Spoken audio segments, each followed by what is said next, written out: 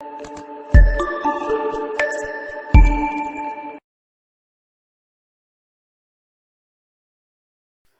Morning बेटा, good morning.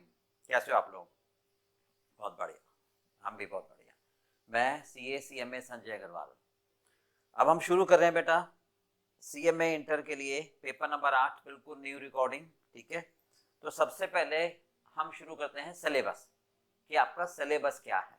ठीक है, फिर बताएंगे पेपर का स्टाइल और फिर तैयारी की कैसे की जाएगी। ठीक है, सबसे पहले कॉस्ट अकाउंटिंग का जो आपका सिलेबस है वो क्या है। देखो, सेक्शन ए में सिर्फ इंट्रोडक्शन है। ठीक है, introduction to cost accounting, cost ascertainment, मतलब कॉस्ट कैलकुलेट कैसे करते हैं, फिर कॉस्ट अकाउंटिंग स्टैंडर्ड है, फिर कॉस्ट बुक कीपिंग है। ठीक है बेटा, ये आता है आपका 30 मार्क्स, मतलब टोटल मिलाकर 40 मार्क्स का। चलिए, इसके आगे की बात करें तो सेक्शन बी में आता है मेथड ऑफ कॉस्टिंग और सेक्शन सी में आता है कॉस्ट अकाउंटिंग टेक्निक। ठीक है, अच्छा अब एक एक करके जरा डिस्कस कर ले हम। सबसे पहले इंट्रोडक्शन में सिर्फ हमें बताना है आपको कि भाई एलिमेंट ऑफ कॉस्ट क्या क्या होते हैं, क्लासिफिकेशन, कॉस्ट शीट। ठीक है, फिर मेन टॉपिक आपका आ जाएगा material cost, labour cost, direct expenses, method of costing में सारे methods, job costing, batch costing, contract, process, operating. Technique में मार्जिनल, स्टैंडर्ड और बजटरी। ठीक है, ये आपका 100 मार्क्स का सिलेबस है बेटा।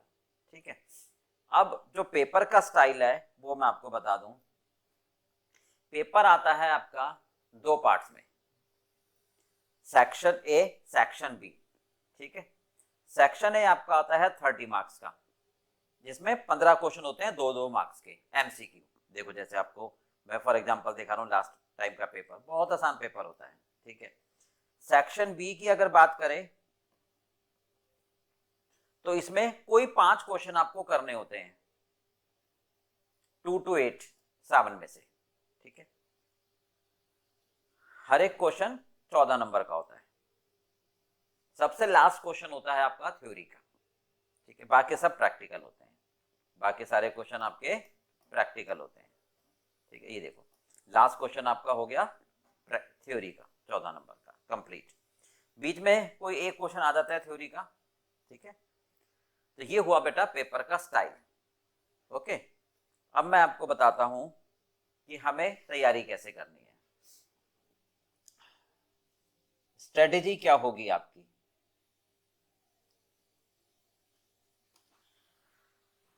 सबसे पहले आपको ना 2 रजिस्टर तैयार करने हैं। रजिस्टर नंबर 1, ठीक है, इसमें आपको कॉन्सेप्ट तैयार करने हैं। जो भी हम आपको कॉन्सेप्ट समझाएंगे वो सारे रजिस्टर नंबर 1 में लिखने हैं, ताकि एग्जाम टाइम में आप उनको प्रॉपर रिवाइज कर सको। क्योंकि देखो, अगर एक ही सब में कर दोगे तो खिचड़ी बन जाएगी, लास्ट टाइम आप रिवाइज नहीं कर पाओगे। हर टॉपिक के कॉन्सेप्ट, जो नोटबुक आपकी 2 होगी, रजिस्टर नंबर 2 एंड ऑनवर्ड्स, 2 होगा, 3, 4। ठीक है, इसमें सारे प्रैक्टिकल क्वेश्चन आंसर।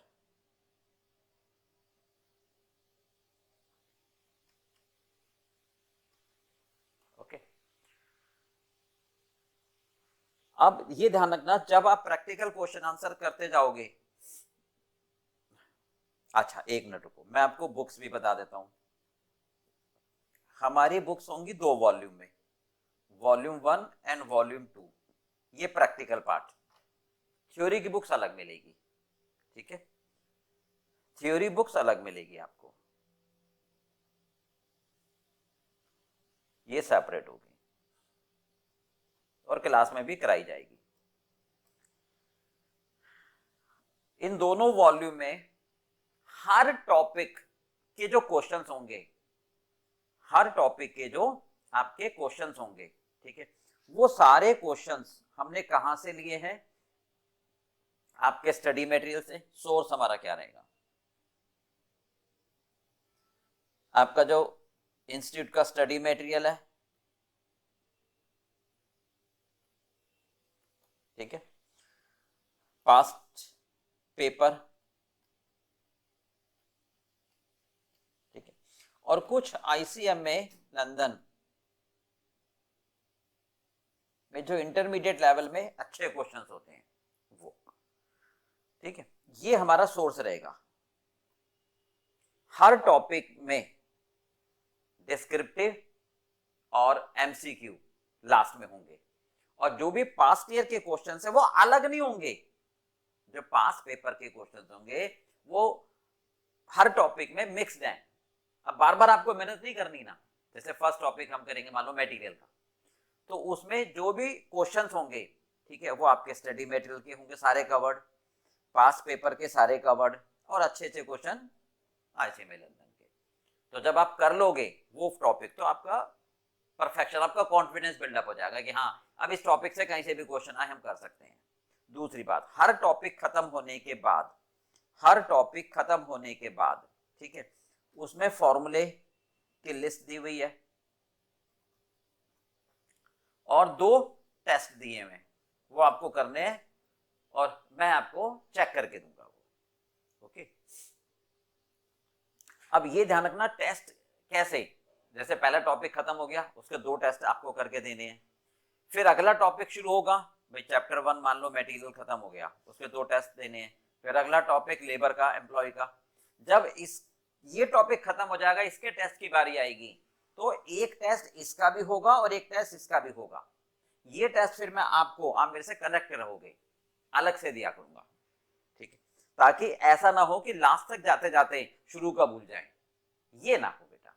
समझ में आ गई बात? जब सारा सिलेबस कंप्लीट हो जाएगा, ठीक है, तो 2 कंप्लीट टेस्ट भी रखे गए हैं, वो बुक में ही है, वो आपको कंप्लीट करके देने हैं टाइम मैनेजमेंट के हिसाब से। आपको स्टॉप वॉच लगा लेनी है कि हाँ ये इतने टाइम में हमारा खत्म हो रहा है, नहीं हो रहा, बिल्कुल पेपर के पैटर्न के हिसाब से। समझ में आ गई बात? और कभी भी आपको कोई प्रॉब्लम आती है तो मैं अपना नंबर देता ही हूं हमेशा,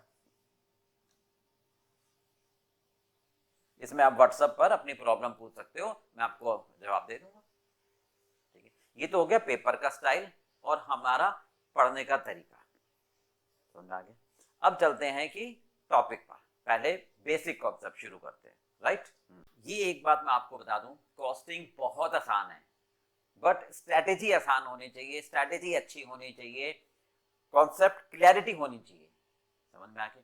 तो जैसे जैसे मैं आपको बताऊं ना वैसे वैसे आप करते जाना, बहुत मजा आएगा आपको। आपको लगेगा कॉस्टिंग तो कुछ भी नहीं है, खत्म होने के बाद आपको होगा सर इसमें क्या आता है, तो मैं भी पढ़ा लेता, आप भी पढ़ाने लग जाओगे। इतनी आसान तरीके से मैं बताऊंगा। स्पेशली मैं बात करूं वैसे तो हर टॉपिक में ही, पर जैसे स्टैंडर्ड कॉस्टिंग की अगर मैं बात करूं,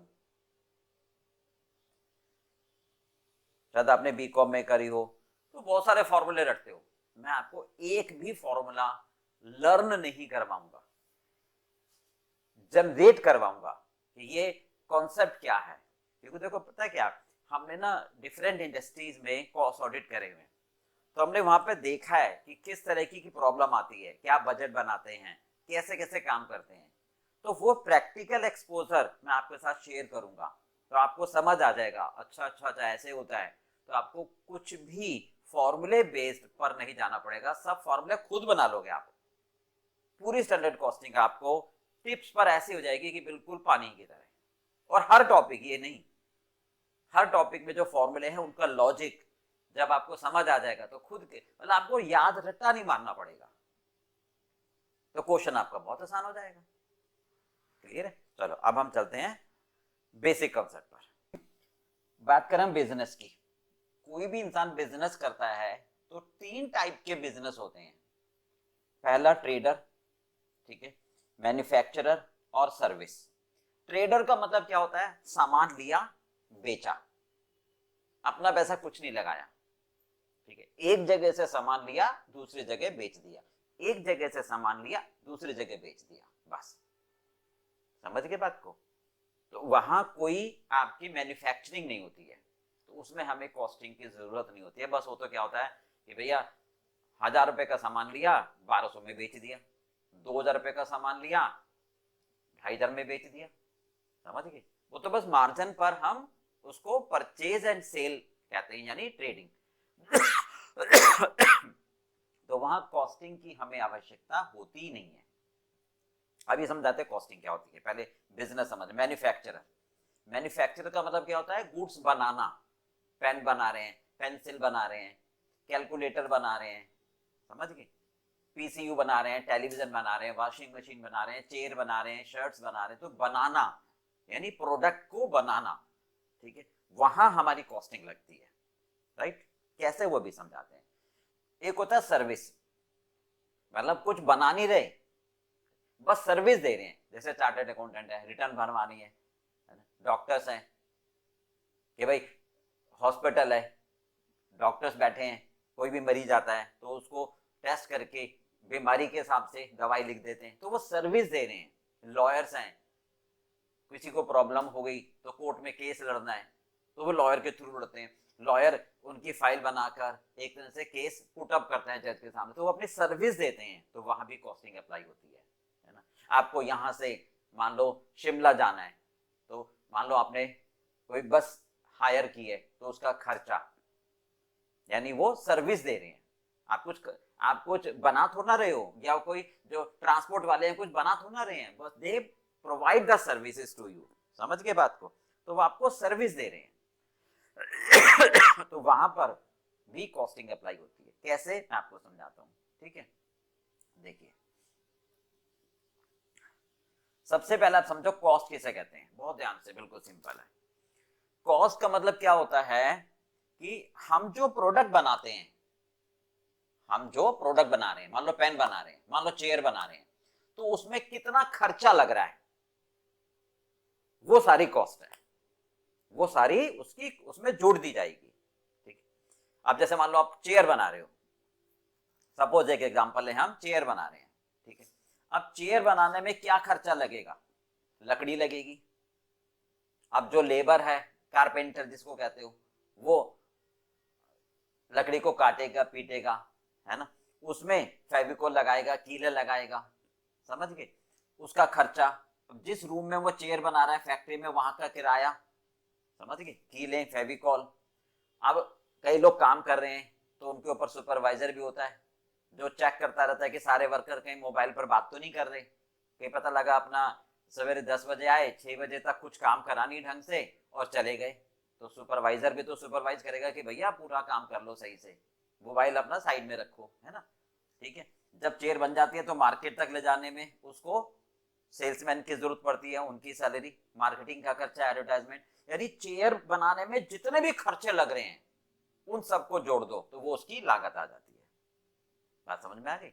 अब जैसे मान लो आप क्लास हमारी परचेज करते हो, तो जो फीस आप हमें दे रहे हो वो आपका खर्चा है, नहीं।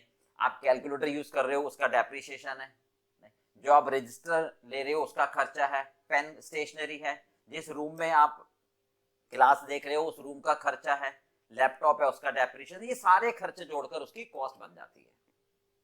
अब कॉस्ट क्यों जरूरी होती है? अरे भाई, कॉस्ट जब तक मैं नहीं निकालूंगा तब तक मैं ये कैसे पता लगाऊंगा कि मैं अपना प्रॉफिट लगाकर कितने में बेचूंगा। पता लगा आपने एक चेयर बनानी है, कोई बिजनेस स्टार्ट करना है, ठीक है, वो चेयर की आपने सोचा यार लकड़ी कितने की आएगी, लेबर कितने की लगेगी, रूम का रेंट कितने का लगेगा, कीले कितने की लगेंगी, फेविकॉल कितने का लगेगा, ये जो सुपरवाइजर होंगे, एडवर्टाइजमेंट भी तो होगी, लोगों को कैसे पता चलेगा कि मैं प्रोडक्ट बना रहा हूँ, मार्केटिंग भी तो करोगे, सोशल मीडिया भी तो डालोगे, सेल्समैन भी तो रखोगे। ये सब खर्चे जोड़कर आपने क्या करा, अंदाजा लगाया कि 2000 रुपए आपकी कॉस्ट आ रही है। अब आप सोच रहे हो यार जो पैसा लगा रहा हूँ, टाइम लगा रहा हूँ, 500 रुपए तो कम से कम प्रॉफिट चाहिए, तो 2500 रुपए में आप बेचना चाहोगे। फिर आप देखोगे यार बाजार में क्या 2500 रुपए में बिक जाएगी? नहीं बिकेगी। आपको लग रहा है मार्केट सर्वे किया तो यार ये 2200 में बिकेगी, तो आप सोचोगे यार 200 रुपए का प्रॉफिट होगा। यानी कॉस्ट ने आपको निर्णय लेने में हेल्प करी ना कि यार ये चेयर आपको इतना लाभ देगी, क्योंकि इतने में बिकेगी, ये तो निश्चित है मार्केट सर्वे से। कॉस्ट हमारे हाथ में, जो पैसा आप खर्च करोगे।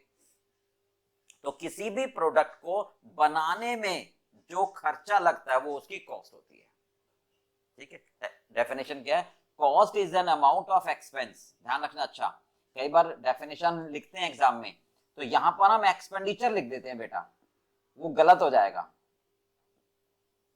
एग्जामिनर ना बहुत माइन्यूटली आपकी चीजों को चेक करता है। एक्सपेंडिचर लॉजिकल गलत है, क्योंकि एक्सपेंडिचर और एक्सपेंस सेम नहीं है। एक्सपेंडिचर होता है कैपिटल एक्सपेंडिचर, मशीन खरीद रहे हो कोई, बिल्डिंग खरीद रहे हो कोई, समझ में आ गई। एक्सपेंस है रेवेन्यू नेचर का, तो डू नॉट राइट एक्सपेंडिचर, ठीक है, आपको समझ आना चाहिए।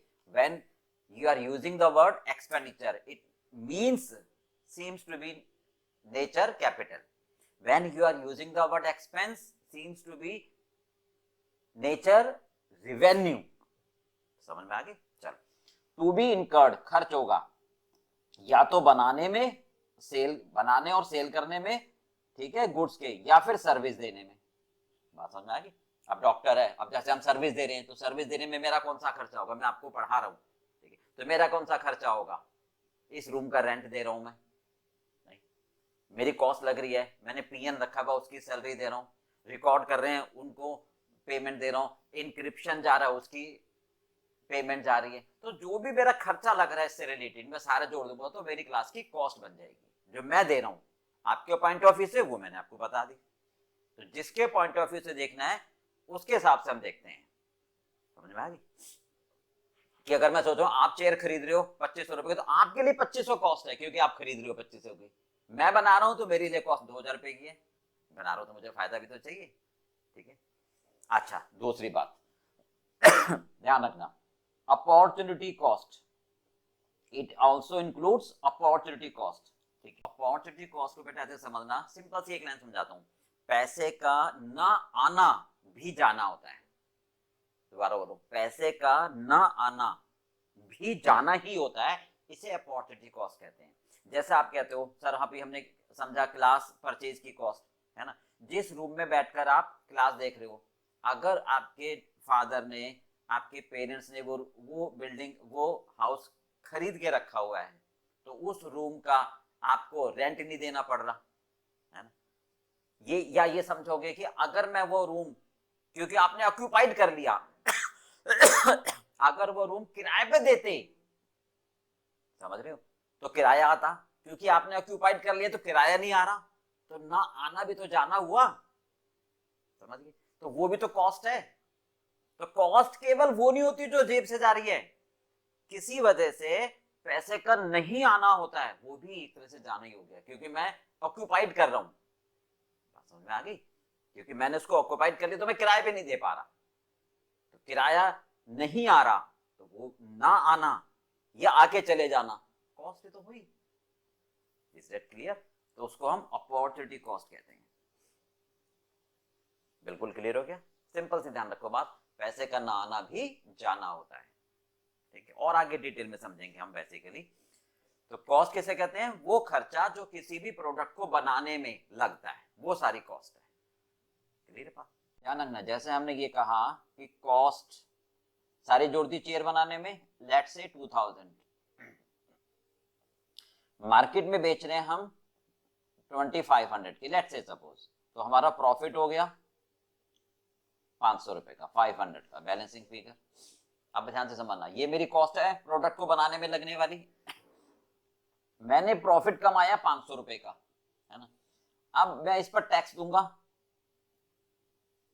ठीक है, मान लो 50 रुपए का गवर्नमेंट को टैक्स दिया, कंपनी है तो उसके और खर्चे होंगे जैसे प्रीमियरी एक्सपेंसेस, है ना, समझ गए। तो बेटा ये ना कॉस्ट की डेफिनेशन में नहीं आते हैं, ये ध्यान रखना, इसको कॉस्ट नहीं कहते हैं, क्योंकि ये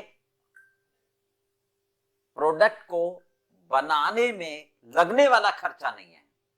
ये तो ये कहेंगे कि यार हमने मान लो 60 रुपए का खर्च कर दिया तो 440 रुपए घर ले गए, तो ये टेक होम प्रॉफिट है।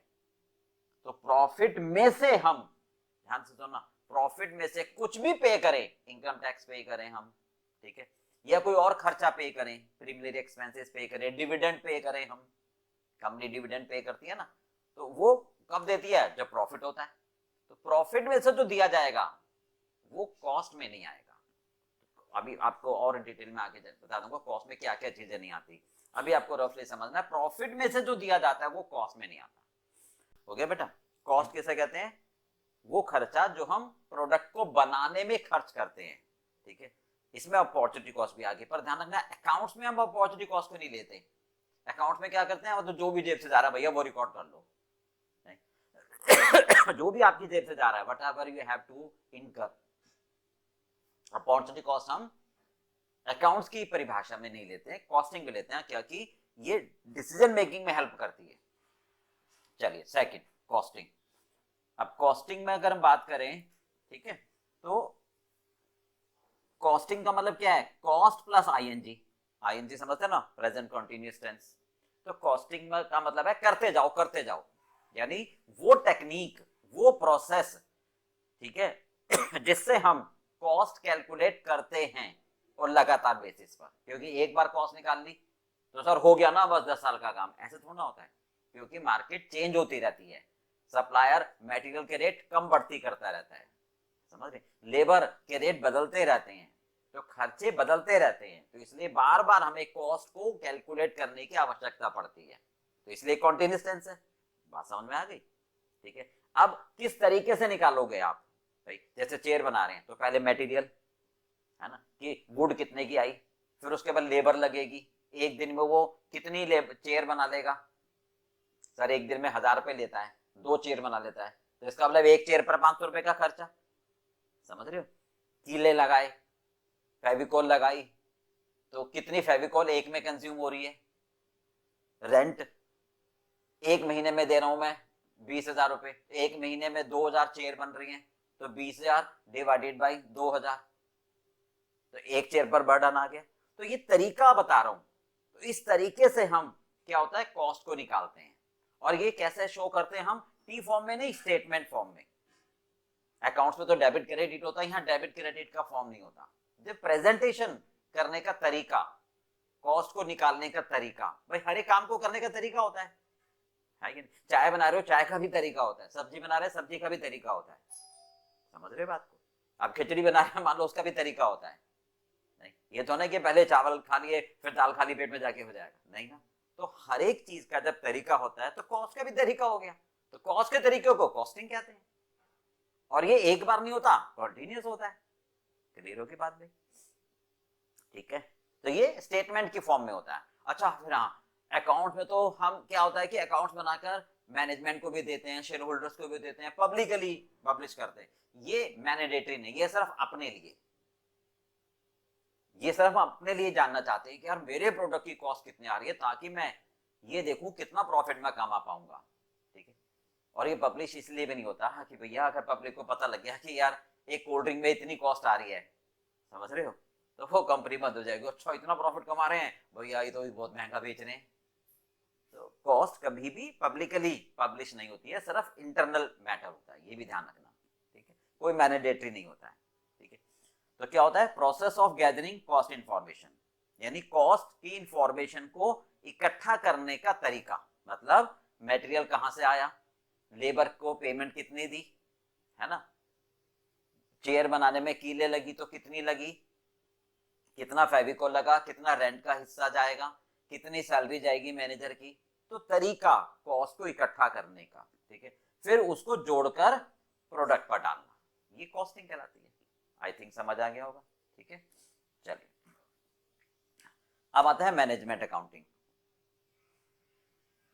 मैनेजमेंट अकाउंटिंग का मतलब क्या होता है, मैनेजमेंट से ही समझ आ रहा है, मैनेज यानी मैनेज करना, ठीक है। तो इसका एक बार जरा डेफिनेशन समझ लो। It helps to management, management को असिस्ट करते हैं, सहायता करते हैं, कैसे कैसे, रेलिवेंट इंफॉर्मेशन देकर, ताकि management would be able to take decision, plan and control the situation. समझ गए, मतलब कॉस्ट निकालनी। ध्यान से सुनो, कंपनी में क्या होता है, कॉस्ट अकाउंटेंट होते हैं, कंपनी में क्या होते हैं, कॉस्ट अकाउंटेंट होते हैं, ठीक है। मैं आपको समझाता हूँ, बहुत ईजी है, एक बात ध्यान रखना, कॉस्टिंग बहुत ही आसान है, बहुत ही आसान है, बस आप मेरे तरीके से पढ़ना, ठीक है। कॉस्ट अकाउंटेंट क्या करते हैं, कॉस्ट निकालते हैं, किसी भी प्रोडक्ट की कॉस्ट निकाल के देते हैं कि सर आप क्या प्रोडक्ट बना रहे हो, मोबाइल, मोबाइल बनाने में इतना खर्चा आएगा, चेयर, चेयर बनाने में इतना खर्चा आएगा, शर्ट बना रहे हो, शर्ट में इतना खर्चा आएगा। आपके प्रोडक्ट की कॉस्ट को कैलकुलेट करके, ठीक है, ये किसको देंगे, मैनेजमेंट को, बोर्ड ऑफ डायरेक्टर को, नहीं भाई। फिर बोर्ड ऑफ डायरेक्टर डिसाइड करेंगे, मैनेजमेंट जिसे कहते हैं हम, कि यार ये सौदा वर्थवाइल भी है या नहीं है, हम इतना पैसा लगाएंगे, इस पे रिटर्न इतनी आ भी रही है या नहीं आ रही है ना। तो जब मैनेजमेंट को हम सारी इंफॉर्मेशन देते हैं, तब मैनेजमेंट ये डिसाइड करते हैं कि भैया 2000 रुपए में एक चेयर पड़ रही है और 2500 रुपए की 2500 की बिकेगी, 500 का प्रॉफिट होगा। एक महीने में मान लो मैं 1000 चेयर बनाता हूँ, नहीं तो एक महीने में 5 लाख रुपए कमाऊंगा, और मैंने कितना पैसा लगाया है, वो पैसा अगर मैं बैंक में जमा करा दूं, फिर मतलब म्यूचुअल फंड में लगाऊं, तो रिटर्न कितनी आएगी, मैं यहाँ खुद भी लग रहा हूँ। तो मैनेजमेंट सोचते हैं कि यार कंपनी है, शेयर होल्डर का पैसा है, डिविडेंड भी देना है, तो क्या ये जस्टिफाइड है या नहीं। मैनेजमेंट तब डिसीजन लेंगे कि यार ये प्रॉफिट हमारा जस्टिफाइड है या नहीं है ना। तो ये 2000 पे आपको डिसीजन लेने में हेल्प कर रहा है ना। सोचो अगर ये मान लो 2400 रुपए की होती और 25 रुपए में बिक रही होती, नहीं तो 100 रुपए के हिसाब से वर्थफुल नहीं हो पाता, बात समझ आ गई। तो इसको कहते हैं मैनेजमेंट अकाउंटिंग, इसे क्या बोलते हैं हम, मैनेजमेंट अकाउंटिंग। क्लियर है बात। अच्छा, कॉस्ट मैनेजमेंट किसे कहते हैं, जोड़ दो कॉस्ट प्लस मैनेजमेंट, सेम वही, यानी कॉस्ट अकाउंटेंट जो है वो सारी इंफॉर्मेशन कॉस्ट से संबंधित देता है, ठीक है, तो उसको कॉस्ट मैनेजमेंट कह देते हैं। अब खाली मैनेजमेंट अकाउंटिंग पढ़े तो क्या होगा, कॉस्टिंग की इंफॉर्मेशन मिलेगी, मार्केटिंग की भी मिलेगी। ध्यान से सुनो ना, कॉस्ट मैनेजमेंट और मैनेजमेंट अकाउंटिंग में क्या फर्क होगा। कॉस्ट मैनेजमेंट में केवल कॉस्ट की इंफॉर्मेशन दी जाएंगी, और मैनेजमेंट अकाउंटिंग में क्या होगा, सारी इंफॉर्मेशन, मार्केटिंग की भी इंफॉर्मेशन आएगी। अब ये समझो कि मैनेजमेंट है ना, इनके पास तो इंफॉर्मेशन कहां से आएंगी, कई जगह से आएंगी ना। मार्केटिंग की भी आएंगी, मार्केटिंग वाला कहेगा कि सर इतना ऐड करो, ये पोजीशन है मार्केट की, इतने में बिकेगा, समझ में आ गई। कॉस्ट अकाउंटेंट ये कहेगा इतनी कॉस्ट है, तो जो कॉस्ट अकाउंटेंट इंफॉर्मेशन देगा मैनेजमेंट को, उसको बोलते हैं कॉस्ट मैनेजमेंट। और जो मार्केटिंग वाला देगा, समझ गए, जो दूसरा देगा R&D करके कि आपका प्रोडक्ट कहाँ कहाँ बिकेगा, किस एरिया में, अलग अलग एरिया से इंफॉर्मेशन आएंगी, उनको बोलते हैं मैनेजमेंट अकाउंटिंग। और केवल कॉस्ट वाला देगा, उसको बोलते हैं कॉस्ट मैनेजमेंट। आगे को समझ में, ठीक है। तो मैनेजमेंट अकाउंटिंग ब्रॉडर टर्म होगी, कॉस्ट मैनेजमेंट उसका पार्ट हो गया। क्योंकि जब मैनेजमेंट के पास इंफॉर्मेशन आती है ताकि वो डिसीजन ले सकें, कहां से, सब जगह से, मार्केटिंग से भी, R&D करके, रिसर्च एंड डेवलपमेंट करके भी। R&D का मतलब ये R&D वाले बताएंगे कि आपका प्रोडक्ट उस एरिया में नहीं बिकेगा, इस एरिया में ज्यादा अच्छी सेल होगी, है ना, इस एरिया में मॉडरेट सेल होगी, समझ गए सर, यहां से माल खरीदो, इस एरिया में माल बेचो। तो ये सारी इंफॉर्मेशन मैनेजमेंट को दी जाती है, उसको बोलते हैं मैनेजमेंट अकाउंटिंग, ठीक है। और फिर जब कॉस्ट की इंफॉर्मेशन दी जाती है तो उसको बोलते हैं कॉस्ट मैनेजमेंट। समझ आ गई। नेक्स्ट है बेटा ऑब्जेक्टिव ऑफ कॉस्ट अकाउंटिंग, ठीक है, मतलब कॉस्ट के क्या क्या ऑब्जेक्टिव है, जो हम कॉस्ट अकाउंटिंग करते हैं उसके उद्देश्य क्या है, ठीक है। तो सबसे पहले तो ये है कि कॉस्ट एस्टिमेट करना, मेन यही है कि भाई किसी प्रोडक्ट की कॉस्ट कितनी आ रही है, ये तो मेन ऑब्जेक्टिव है, नहीं तो फायदा क्या, है ना। किसी भी प्रोडक्ट या सर्विसेज में कितना खर्चा लग रहा है, ये उसका मेन उद्देश्य होता है। फिर उसके बाद ही तो पता लगाएगा कि मार्केट के हिसाब से कितने रुपए में बिकेगा और प्रॉफिट कितना होगा। वैसे सिंपल सी बात, जैसा भी बताया कि चेयर बनाने में 2000 का खर्चा है, सब जोड़ दिए, मटेरियल, लकड़ी जोड़ दी, फेविकॉल जोड़ दिया, कारपेंटर के पैसे जोड़ लिए, रेंट जोड़ लिया, मार्केटिंग सब जोड़ दिए, ठीक है। अब मार्केट में देखा 2500 में बिक रहा है, तो 500 का प्रॉफिट। तो ये पहला हो गया उद्देश्य, ये दूसरा हो गया। तो मेन उद्देश्य क्या है कि प्रॉफिट बताना लास्ट में। तो जब तक कॉस्ट एस्टिमेशन नहीं होगी तब तक प्रॉफिट नहीं आएगा, क्योंकि सेलिंग प्राइस तो पता लगी जाएगी, तो मार्केट सर्वे से पता लगेगी, ठीक है।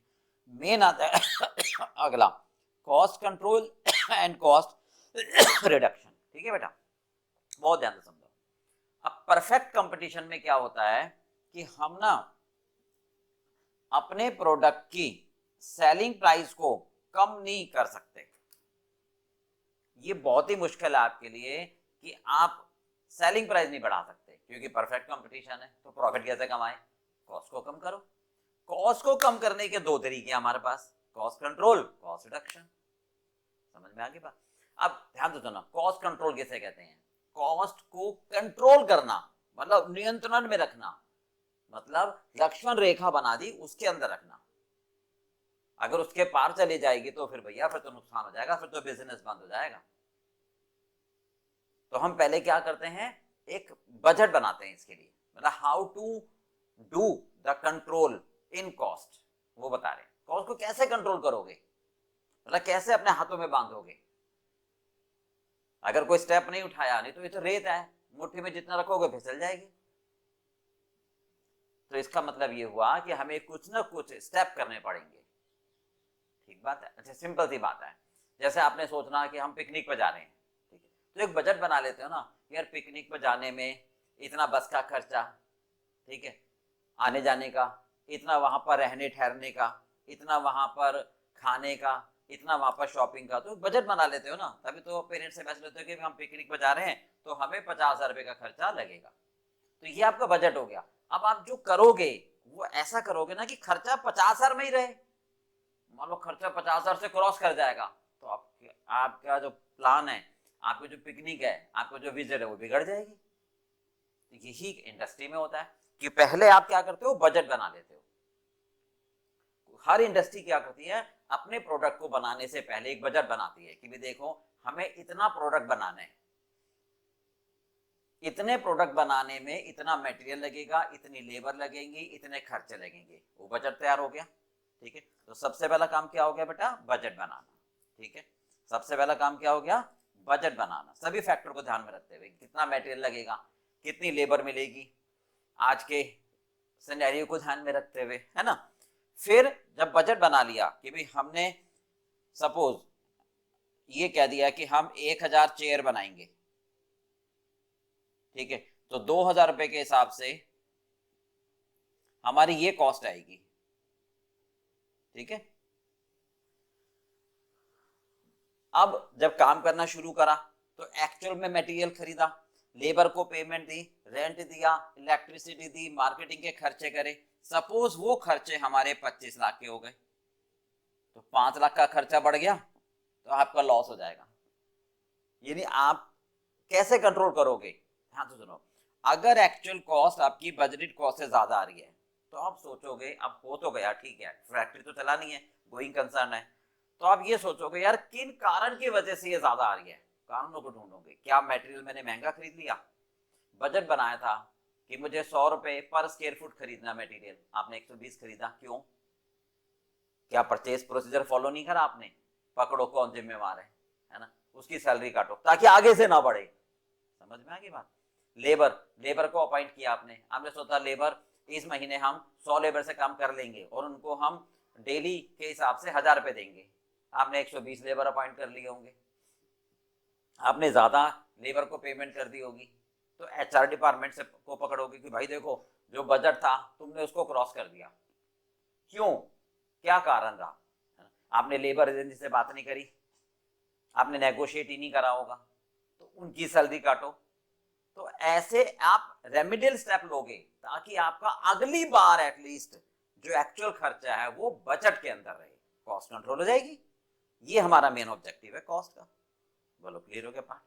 तो हम क्या कहना चाह रहे हैं, कॉस्ट ऑब्जेक्टिव क्या है, सबसे पहले कॉस्ट एस्टिमेट करना, प्रॉफिट एस्टिमेट करना विद सेलिंग प्राइस, फिर कॉस्ट को कंट्रोल करना, यानी कॉस्ट मेरी मुट्ठी में रहे, कॉस्ट मेरे अनुमान में रहे।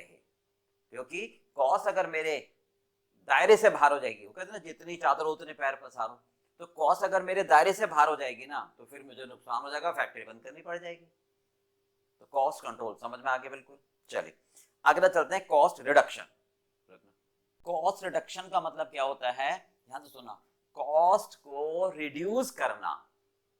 सर यही तो कॉस्ट कंट्रोल, अरे रुको भाई रुको, without impairing the quality, features को कम करे बगैर कॉस्ट को कम करना। ठीक है, ये कहलाता है हमारा कॉस्ट रिडक्शन।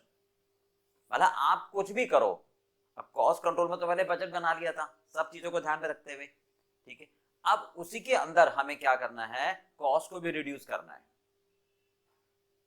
हमें अपने प्रोडक्ट में क्वालिटी को कंप्रोमाइज नहीं करना, क्वालिटी हमारी वही रहे, customer will get the same satisfaction, क्योंकि देखो कस्टमर का सेटिस्फैक्शन कम हुआ तो भाई से फिर तो वो आएगा ही नहीं लौट के, फिर क्या करोगे कॉस्ट कम करके, क्योंकि घर के शुरू में तो ना रखना, मुझे कस्टमर को बेचना है।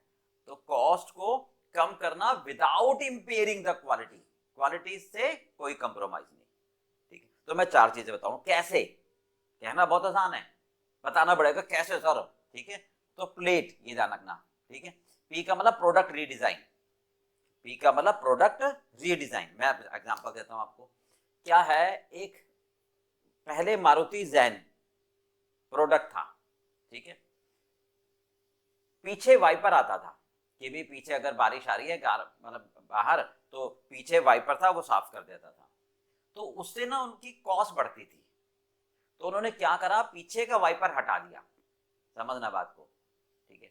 और प्रोडक्ट में दूसरे फीचर्स बढ़ा दिए, तो कस्टमर का सेटिस्फैक्शन बदला नहीं, तो इससे कॉस्ट कम हो गई। ये कॉस्ट कंट्रोल कहलाता है, ये परमानेंट रिडक्शन होता है। प्रोडक्ट का नाम चेंज कर दिया, जैन स्टीलो कर दिया, समझ में आ गई बात। तो इसको ये नहीं करे फीचर कम हो गए, एक फीचर कम करा 4 बढ़ा दिए, तो customer will get the same satisfaction, बल्कि हायर सेटिस्फैक्शन। या हम ये भी कह सकते हैं कि कस्टमर कहता है कि मतलब हम ऑब्जर्व करते हैं कि भाई कस्टमर कहता है कि ये मुझे जरूरत नहीं है। अब जैसे चेयर है, समझना, अब चेयर के टॉप पर सनमाइका लगा है, ठीक है, जो नीचे का पार्ट है अनसीन एरिया, उस पर सनमाइका लगा के क्या करोगे, उस पर सिंपल सा सिर्फ एक वार्निश हल्का सा पेंट कर दो, तो आपके पैसे बचेंगे। तो यानी वो एक्टिविटी भी जिसमें कस्टमर की आवश्यकता ही नहीं है, उसमें अननेसेसरी पैसे खर्च क्यों करो, तो ये कहलाता है प्रोडक्ट रीडिजाइन, ठीक है। लर्निंग इफेक्ट दूसरा, जब हम एक काम को अच्छे से बार बार करते हैं तो उसमें हमारी परफेक्शन आ जाती है, कॉस्ट ऑटोमेटिकली कम हो जाती है। टेक्नोलॉजी चेंज, सबसे बड़ी एग्जांपल है मोबाइल फोन, सबसे बड़ी एग्जांपल है मोबाइल फोन, कि जब मोबाइल आया था, समझ रहे हो, तो बिल्कुल सिंपल से मोबाइल फोन की कीमत भी भाई साहब 1,00,000 रुपए थी, आज वो सिंपल सा मोबाइल फोन 1,000 रुपए में मिलता है। क्यों, टेक्नोलॉजी डेवलप होगी ना, तो कॉस्ट रिड्यूस हो गई, परमानेंट हो गई, ठीक है। लास्ट ई, वॉल्यूम बढ़ा दो, जब आप ज्यादा माल बनाओगे तो अपने आप कॉस्ट आपकी इफेक्टिवनेस आ जाएगी, तो ये कहलाता है कॉस्ट रिडक्शन। बात समझ आ गई। कॉस्ट कंट्रोल क्या होता है, मेन ऑब्जेक्टिव क्या है कॉस्ट के, कॉस्ट को अनुमान लगाना, प्रॉफिट एस्टिमेट करना, कैसे, सेलिंग प्राइस के थ्रू। सेलिंग प्राइस कैसे पता लगेगी, मार्केट सर्वे करके, ठीक है। तीसरा cost control, cost reduction, cost control कैसे करोगे, बजट बनाकर, सबसे पहले बजट बनाओगे कि भी हमारा बजट इतना है, फिर एक्चुअल जो खर्चा आ रहा है उसको बजट से कंपेयर करोगे, फिर देखोगे डिफरेंस क्यों आ रहा है, कौन इसके लिए जिम्मेवार है, उसके कान पकड़ोगे, उसकी सैलरी काटोगे अगर उसकी गलती पकड़ी गई तो, ताकि अगली बार कॉस्ट बजट के अंदर ही आए। ये कहलाता है हमारा कॉस्ट कंट्रोल करने का तरीका। कॉस्ट रिडक्शन यानी क्वालिटी से कंप्रोमाइज मत करो, फिर कॉस्ट को कम करो। तो हम कहते हैं प्रोडक्ट को रीडिजाइन कर दो, कुछ फीचर ऐसे हैं जो कस्टमर नहीं मांगता, जिससे कस्टमर का सेटिस्फैक्शन लेवल बदलता नहीं है। अनसीन एरिया है, कार है, चेयर है, जो नहीं दिखते वहां पर अननेसेसरी पेंट मत करो। जो कस्टमर फीचर नहीं मांगता उसको हटा दो, बल्कि दूसरे बढ़ा दो, जिसमें नेट कॉस्ट कमाई परमानेंट हो जाएगा। लर्निंग इफेक्ट, बार बार अच्छे से काम करोगे तो आपकी कॉस्ट ऑटोमेटिकली कम हो जाएगी, आपकी परफेक्शन स्टेज आ जाएगी, है ना। टेक्नोलॉजी चेंज, जैसे जैसे टेक्नोलॉजी बदलती है कॉस्ट अपने आप कम होती चली जाती है।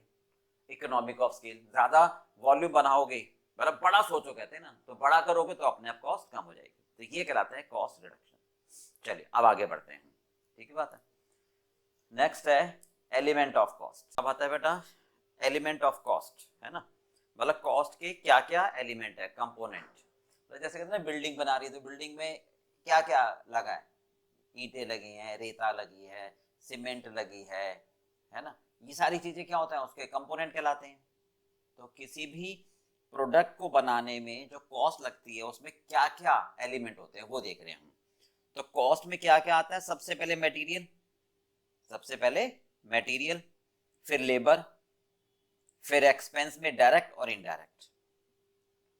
अब मटेरियल में 2 चीजें आएंगी, direct material, indirect material. Labour में भी 2 आएंगे, डायरेक्ट और इनडायरेक्ट। इनडायरेक्ट एक्सपेंस को हम ओवरहेड कहते हैं। Direct material, direct labour, direct expense. Direct material, direct labour और डायरेक्ट एक्सपेंस, इसको मिलाकर हम डायरेक्ट कॉस्ट भी कह देते हैं या कह देते हैं प्राइम कॉस्ट। ये ध्यान रखना। अब एक एक करके समझो जरा। मटेरियल तो समझ में आ गया कि फिनिश गुड्स में जो सामान लग रहा है ना। जैसे चेयर बना रहे हैं तो लकड़ी लग रही है, कीले लग रही हैं, फेविकोल लग रहा है। शर्ट बना रहे हैं तो कपड़ा लग रहा है, बटन लग रहे हैं, धागा लग रहा है। ये सारा क्या है? मटेरियल है। समझ में आ गया? जो बना रहा है कारपेंटर, उसको पैसे दे रहे हैं, लेबर है।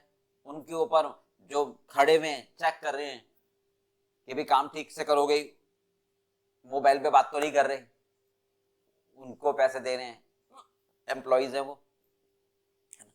जिस कमरे में काम कर रहे हैं उसका रेंट, इलेक्ट्रिसिटी, ये सारे ओवरहेड्स हैं, इनडायरेक्ट एक्सपेंस है। डायरेक्ट एक्सपेंस अभी बताते हैं। मटेरियल में अब दो चीजें आ गई, डायरेक्ट और इनडायरेक्ट। समझना बात को, ठीक है। मटेरियल में हमारी दो चीजें आ गई, डायरेक्ट और इनडायरेक्ट। मेटल का मतलब हमने क्या बताया आपको? जो फिजिकल कॉमोडिटी होती है, जो फैक्ट्री में हम यूज करते हैं, ठीक है, जो फिनिश गुड्स में कन्वर्ट करते हैं, मतलब रॉ मटेरियल। जैसे लकड़ी हो गई तो लकड़ी से चेयर बना रहे हैं तो लकड़ी हमारा क्या है? मटेरियल है। कपड़े से शर्ट बना रहे हैं तो कपड़ा क्या है? मटेरियल है। कैलकुलेटर है तो प्लास्टिक से कैलकुलेटर कन्वर्ट हो रहा है, और भी सामान लग रहा है। तो जो मटेरियल लग रहा है प्रोडक्ट बनाने में, राइट, हम उसकी बात कर रहे हैं। चले, जैसे बिल्डिंग बना रहे हैं तो ईंटें लग रही हैं, कपड़ा बना रहे हैं, शर्ट बना रहे हैं तो कपड़ा, चेयर बना रहे हैं तो वुड। आप ध्यान से समझना, ये दो होते हैं, डायरेक्ट मटेरियल और इनडायरेक्ट मटेरियल। ठीक है, डायरेक्ट मटेरियल किसे कहते हैं हम, इनडायरेक्ट मटेरियल किसे कहते हैं? डायरेक्ट मटेरियल होता है कि जो हम डायरेक्टली ट्रेस कर सकें, हाँ भाई ये इसका, ये इसका, ये इसका। इंटीग्रल पार्ट होता है वो। और जो इनडायरेक्ट होता है ना, वो कॉमन होता है, वो छोटा होता है, वो कहीं भी फिट कर लो उसको। पर डायरेक्ट एक्सक्लूसिवली होता है, इंटीग्रल पार्ट होता है, मेन होता है। दोबारा एग्जांपल दे रहा हूं। अब जैसे चेयर बना रहे हैं तो मेन पार्ट क्या है? लकड़ी, जो फेविकॉल है, जो फेविकॉल है, ठीक है। और जो कीले हैं ये इनडायरेक्ट मटेरियल है, लकड़ी डायरेक्ट मटेरियल है, क्योंकि लकड़ी डायरेक्टली दिखाई देती है। इंटीग्रल पार्ट है, मेन पार्ट है, मुख्य है। सहायक जो होता है, जो कॉमनली, मतलब मैं कितनी चेयर बना रहा हूं, लाल रंग की बना रहा हूं, हरे रंग की बना रहा हूं, पीले रंग की बना रहा हूं, ठीक है, सब में फेविकोल एक जैसा लगेगा, तो जो सब में लगे एक जैसा वो इनडायरेक्ट हो गया। बात समझ में आ गई? अब ऐसा तो ये कहोगे लकड़ी तो सब में एक जैसी लगेगी, पर वो हम ट्रेस कर सकते हैं कि सर एक चेयर में कितनी लकड़ी लग रही है। Clear fund? पर सर ये थोड़ा सा मुश्किल हो जाता है हमारे लिए कि एक चेयर में कितना फेविकोल लगा, तो अंदाजा लगाते हैं। आप शर्ट बना रहे हैं तो कपड़े का अंदाजा लगाना बहुत आसान है, कितना कपड़ा लगा, 2 मीटर 3 मीटर, है ना, सबके लिए अलग अलग कपड़ा होगा। पर बटन, थ्रेड्स, ये कॉमन इस्तेमाल होने वाले हैं, इनको इनडायरेक्ट मटेरियल कहते हैं। अच्छा और एग्जांपल देता हूँ, सब्जी बना रहे हैं तो जो कच्ची सब्जी है वो रॉ मटेरियल है। मसाले, है ना, मसाला तो सभी प्रकार के डिश में लगेंगे कॉमनली, तो मसाले इनडायरेक्ट मटेरियल है। समझ में आ गई? तो डायरेक्ट और इनडायरेक्ट का मतलब क्लियर हो गया, ठीक है। आगे चलते हैं, लेबर। सेम, लेबर का मतलब भी वही है कि भैया जो डायरेक्टली आइडेंटिफाइड हो, ठीक है, which can be directly identified with the product, वो लेबर डायरेक्ट लेबर कहलाती है। मतलब क्या होगा? जैसे चेयर बना रहे हैं तो जो कारपेंटर है उसको जो पैसे दे रहे हैं वो केवल चेयर बनाने में लगा हुआ, उसका कोई और काम नहीं है, उसका कोई और काम नहीं है, तो उसकी जो तनख्वाह है, उसको जो पैसे दे रहे हैं वो चेयर में जुड़ जाएगी। मतलब सर मैं अगर कारपेंटर को मान लो 2000 रुपए दे एक दिन के, और वो कहता है कि मैं एक दिन में सर 2 चेयर तैयार कर देता हूँ, नहीं, तो एक चेयर पर हम 1000 रुपए लेबर डाल देंगे, ये डायरेक्टली हुआ, ठीक है। शर्ट बना रहे तो टेलर मास्टर, समझ में आ गई बात? अच्छा, इनडायरेक्ट लेबर जो डायरेक्टली आइडेंटिफाइड ना हो, कॉमन यूज हो, मतलब जो सारे काम करे, जो सारे काम करे, समझ गए। सुपरवाइजर हो गया, फोरमैन हो गया, मैनेजर हो गया, पीएन हो गया। भाई पीएन तो सबको पानी पिलाएगा, सुपरवाइजर तो सभी लेबरों को सुपरवाइज करेगा, है या नहीं है। एक मिनट मैं आपको ऐसे समझाता हूं कि जैसे सपोज करो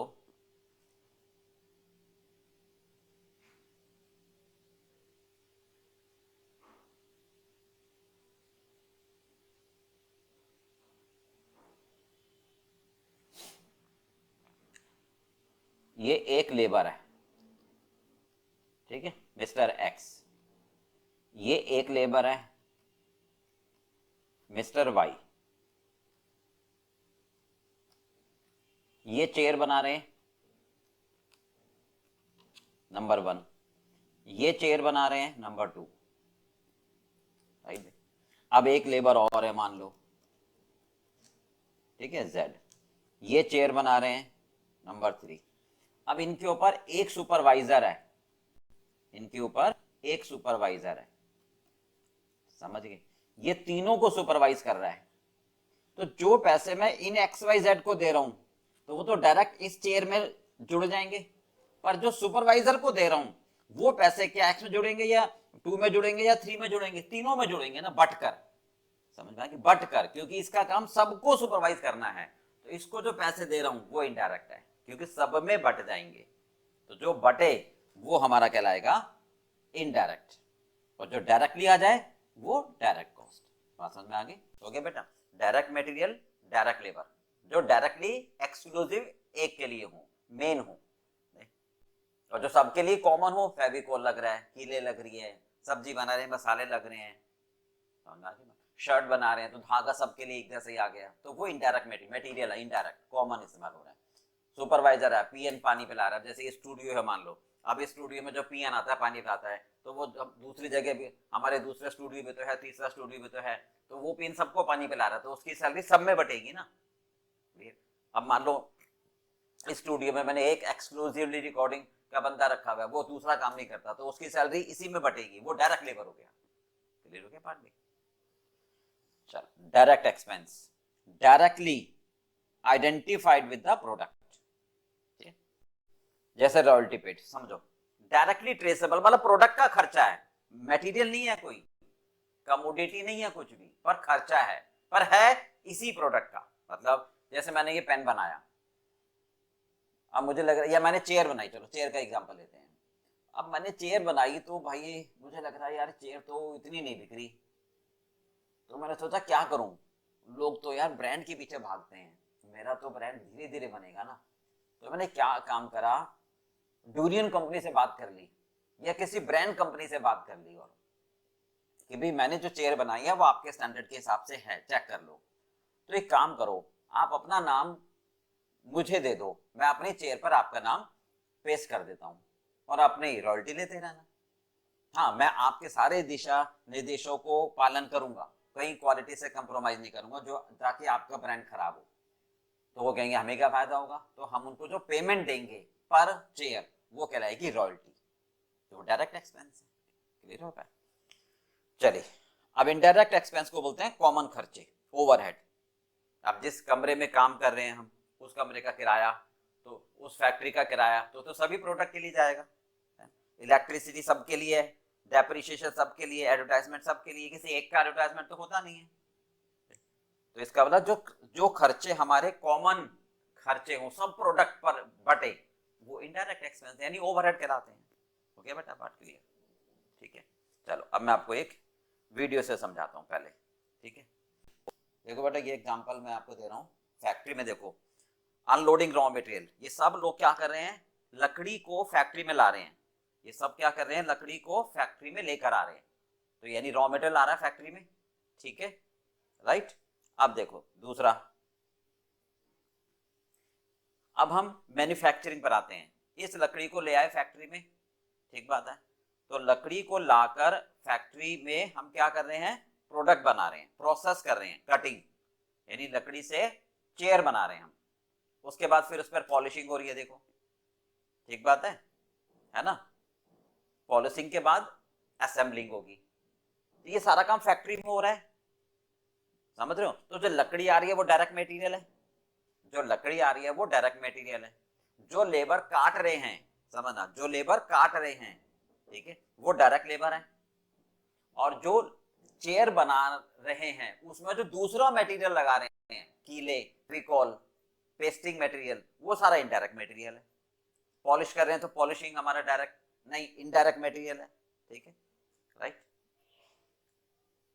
अब इनको असेंबलिंग प्रोसेस कर रहे हैं, ठीक है, देखो चेयर बन के तैयार हो गई हमारी, फिर इसको सुपरविजन चेक कर रहे हैं, ये सुपरवाइजर है, ये इनडायरेक्ट लेबर होगी। फिर फाइनल प्रोडक्ट बन गया हमारा, ये हमारा बन गया फाइनल प्रोडक्ट, ठीक बात है। तो अब ये जहां पर हमारा फाइनल प्रोडक्ट बना, फिर पैक कर रहे हैं, तो ये जो लोग पैक कर रहे हैं, ये एक प्रोडक्ट को पैक नहीं करे, सबको ही, लाल रंग का, पीला रंग का, हरे रंग का, जितनी भी चेयर हैं सबको पैक कर रहे हैं, तो इनको हम जो पेमेंट दे रहे हैं इनडायरेक्ट लेबर होगी। ये जो फैक्ट्री देख रहे हो इसका रेंट भी तो जाएगा, इसमें बिजली भी लग रही है। जो मशीनें देखी थी आपने, मशीनें देखी थी ना आपने, दोबारा दिखाओ, मशीन आपने देखी थी, ये जो मशीनें, इनका डेप्रिसिएशन, ये सारे ओवरहेड्स हैं, ये सारे हमारे ओवरहेड्स हैं, ठीक है। अब फाइनल प्रोडक्ट बन गया हमारा, ठीक है, फाइनल प्रोडक्ट बन के कहां जाएगा, कस्टमर के पास मार्केट में। फाइनल प्रोडक्ट बन के पैकिंग होके कहां जाएगा, कस्टमर के पास जाएगा। नहीं, शिपमेंट होगा तो शिपमेंट के खर्चे, लोडिंग का खर्चा, ये सारे ओवरहेड्स हैं। क्योंकि देखो लोडिंग किसी एक ही नहीं, अब सब कलर की है ना चेयर, सब कलर की हैं, तो सब कलर की लोडिंग का खर्चा तो एक ही होगा, तो वो इनडायरेक्ट हो गया। बोलो हो गया क्लियर। तो ऐसे भी समझा देता हूँ बना के एक बार और ना, ये हमारी फैक्ट्री है जो अभी आपको दिखाई, ठीक है। रॉ मटेरियल आता है फैक्ट्री के अंदर, वुड, वुड आ गई फैक्ट्री में, ठीक है, लेकर हम कहाँ रखते हैं ये हमने बना दिया स्टोर, यहाँ पर हम वुड को रख लेते हैं, ये यहाँ पर वुड आ गई, ठीक है। अब यहाँ से जो वर्किंग स्टेशन होते हैं हमारे, ठीक है, जहाँ पर रामू बैठा होता है, श्यामू बैठा होता है, जितने भी वर्कर बैठे होते हैं, यहाँ पर लकड़ी आ जाती है, तो ये लकड़ी को कटिंग करते हैं, ये लकड़ी को कटिंग करते हैं अपने हिसाब से, है ना, और फिर उसको चेयर में कन्वर्ट करते हैं। पर साथ में ये क्या मंगाते हैं, सर कीले चाहिए हमारे को, ठीक है, फेविकॉल चाहिए, समझ गए, पेस्टिंग मटेरियल चाहिए, तो ये सारा एक अलग स्टोर में आता है, तो यहां से फिर इनके पास आता है, फिर ये कटिंग करके चेयर की फॉर्म में देने के बाद इनको एक तरीके से प्रोडक्ट बना लेते हैं। अच्छा, इन दोनों के ऊपर एक सुपरवाइजर बैठा होता है जो ये चेक करता है कि भैया ढंग से काम करो, ठीक बात है। अब यहां तक समझे, जो वुड आई वो डायरेक्ट मटेरियल है, जो कीले फेविकॉल आई वो इनडायरेक्ट मटेरियल है, इनकी वेजेस, इसकी सैलरी या वेजेस इसी प्रोडक्ट में जाएगी, इसकी इसी प्रोडक्ट में जाएगी, पर इसकी दोनों में बटेगी, तो ये डायरेक्ट लेबर हुई, ये इनडायरेक्ट लेबर हुई, समझ आ गई। अब इस फैक्ट्री में लाइट पंखा बत्ती चल रहा है, ये सारे ओवरहेड हो गए हमारे, इनडायरेक्ट एक्सपेंस हो गए। यहां से प्रोडक्ट बन के निकला बाहर असेंबल्ड होके, लोडिंग अनलोडिंग वो सारा ओवरहेड में आ गया, ठीक है। यहां से जाकर मार्केट में गया, मार्केटिंग के खर्चे वो सारे ओवरहेड्स में आ गए। इसके बराबर में एक ऑफिस होगा हमारा जो सारा हिसाब किताब रखेगा कि भैया कितनी चेयर बनी, कितने लोग काम कर रहे हैं, किसकी सैलरी चली गई, किसकी रह गई, तो उस ऑफिस का खर्चा ओवरहेड हो गया, क्योंकि प्रोडक्ट के लिए तो काम कर रहे हैं वो, ठीक है। एक अलग से होगा हमारा सेल्स डिपार्टमेंट, वो ये देखेगा कि कौन से बाजार में जा रहा है माल, कौन से बाजार में नहीं बेचना है, किस कस्टमर, किस दुकानदार को देना है, कितना माल देना है, तो उसका खर्चा सेलिंग में आ जाएगा। क्लियर हो गया पार्ट पे। तो ये सारे खर्चे हमारे आ जाते हैं कॉस्ट में, तो इसको हम एक सिंपल कॉस्ट शीट में भी समझ सकते हैं, इसको हम सिंपल एक कॉस्ट शीट में भी समझ सकते हैं, ठीक है। देखो सिंपल कॉस्ट शीट में आपको समझा देता हूं। डायरेक्ट मटेरियल आ गया, डायरेक्ट मटेरियल का मतलब वुड की कॉस्ट आ गई। जैसे मान लो हमने कहा लकड़ी, एक चेयर में लकड़ी लग रही है सर 1000 रुपए की, डायरेक्ट मटेरियल क्या होता है, डायरेक्टली आइडेंटिफाइड हो जाए, ठीक है। डायरेक्ट लेबर कारपेंटर, सर मैं इसको एक दिन में 2000 रुपए दे रहा हूं, पर ये 2 चेयर बना रहा है, तो एक चेयर के हो गए 1000 रुपए, ठीक है। रॉयल्टी भी मैं दे रहा हूं मान लो 200 रुपए की, तो ये मेरी डायरेक्ट कॉस्ट हो गई, डायरेक्ट एक्सपेंस हो गया हमारी रॉयल्टी, तो टोटल डायरेक्ट कॉस्ट आ गई मेरी 2200 रुपए, इसको प्राइम कॉस्ट भी कहते हैं, मेन कॉस्ट। तो direct material, direct labour, direct expense, ठीक है, ये हमारा हो गया मेन पार्ट, यानी प्राइम कॉस्ट, जो डायरेक्टली प्रोडक्ट से हम पहचान सकते हैं। तो देखो ये कॉस्ट शीट बना रहे हैं, कॉस्ट स्टेटमेंट बना रहे हैं हम, ठीक है। ये बनाने का तरीका, इसको कॉस्टिंग कहते हैं, और ये लगातार बनाते रहते हैं, इसलिए कॉस्टिंग कह रहे हैं, ठीक है। अब इनडायरेक्ट खर्चे ओवरहेड में, फैक्ट्री में जो खर्चा हो रहा है, अभी आपने फैक्ट्री देखी थी, फैक्ट्री के लाइट, मशीनों का डेप्रिसिएशन, फैक्ट्री में जो सुपरवाइजर हैं उनकी सैलरी, पॉलिशिंग का खर्चा, ये सारे खर्चे फैक्ट्री के हो जाएंगे। बराबर में एक ऑफिस है जो सारा हिसाब किताब रख रहा है, कितना माल आया, कितने वेंडर को पैसे देने हैं, कितने उसने सामान अभी भेजना रह गया, है ना, सारा हिसाब किताब जो रख रहे हैं वो ऑफिस। ऑफिस में अकाउंटेंट भी होगा, ऑफिस का रेंट भी होगा, ऑफिस में कंप्यूटर भी होगा, ये सारे खर्चे ऑफिस के। अब एक डिपार्टमेंट होगा सेलिंग, जो ये बताएगा कि सर यहाँ माल बेचो, यहाँ नहीं बेचो, इस कस्टमर को बेचो, इसको नहीं बेचो, तो उसके खर्चे वो बताएगा कि ये प्रोडक्ट इतने रुपए में बिक जाएगा, ठीक है। मार्केटिंग करेगा, वो सोशल मीडिया पर एडवर्टाइजमेंट करेगा, राइट, तो उसके खर्चे। तो तीनों जोड़कर हमारे पास आ जाएगा कॉस्ट ऑफ सेल। फिर कितने में बेचेंगे, बाकी बैलेंस प्रॉफिट। समझ में आ गई बात। तो ये हो गया हमारा सिंपल सा बेटा कॉस्ट स्टेटमेंट। तो एक बार मैं आपको बता दूं अभी तक हमने क्या क्या करा है, ठीक है। सबसे पहले हमने करा है शॉर्ट में, ये अभी हमारी इंट्रोडक्शन हो गई सारी, ठीक है। सबसे पहले बेटा हमने करा है कॉस्ट। कॉस्ट किसे कहते हैं, ठीक है। कॉस्ट का मतलब होता है किसी भी प्रोडक्ट को बनाने में लगने वाला खर्चा, राइट, जो हम अपनी जेब से पे करते हैं। वो तो होता ही है, राइट, पर वो भी होता है जो हमें दिखाई नहीं देता। अपॉर्चुनिटी कॉस्ट जिसे कहते हैं, पैसे का ना आना भी जाना होता है ना। भाई जैसे मान लो मैं यहाँ पर पढ़ा रहा हूँ, तो मेरी क्या कॉस्टिंग आएगी, इस कमरे का किराया, है ना, एक मैंने असिस्टेंट रखा हुआ है, वो सारी रिकॉर्डिंग करते हैं, रिकॉर्ड करके इनक्रिप्ट करके आपको देते हैं, वो सारी कॉस्ट, मार्केटिंग की, सोशल मीडिया की कॉस्ट, वो सब जोड़ लेते हैं। फिर मैं ये भी तो सोचूंगा, ध्यान से सुना, कि मैं अगर ये काम नहीं करता तो कहीं कंसल्टेंसी देता, तो वहां जो पैसे मेरे को आते, यहाँ मुझे कम से कम इतने चाहिए ना, यहाँ पढ़ाने की वजह से मुझे वो नहीं आ रहे, तो वो भी तो मैं कॉस्ट जोड़ूंगा। तुम्हें तो बताया था पैसे का ना आना भी जाना होता है, तभी ट्रू कॉस्ट आएगी। कॉस्ट का मतलब ट्रू कॉस्ट होती है, समझ में आ गई। तो अपॉर्चुनिटी कॉस्ट भी इसमें शामिल है, क्लियर होगी बात। तभी तो आपको बताया था कि आपकी फीस की, आप अगर मान लो पेन ड्राइव खरीद रहे हो, तो आपकी क्या कॉस्ट आएगी, पेन ड्राइव की फीस की कॉस्ट, उस रूम का खर्चा, लैपटॉप का खर्चा, है ना, उस वो रूम अगर आपने किराए पे दिया होता तो वो किराया आता, किराया नहीं आ रहा, अपॉर्चुनिटी कॉस्ट, ये सब जोड़ते हैं, ठीक बात है, क्लियर हो गया।